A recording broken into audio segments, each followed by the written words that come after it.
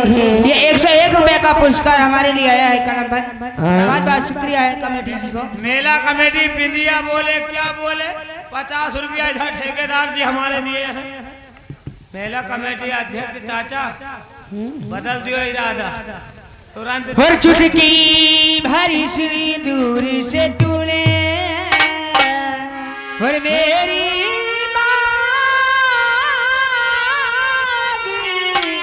सजा दी तेरे मेरे प्यार की साजन और तूने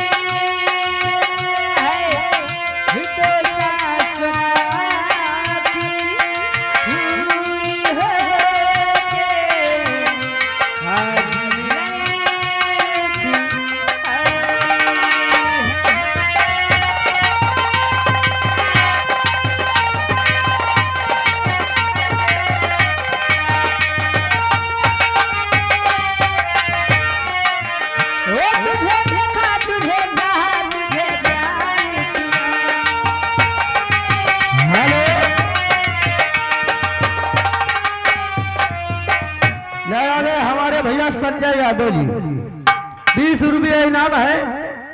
यादव परिवेश में और तब से रहती हूँ बगल के भेष में, बगल के भेष में।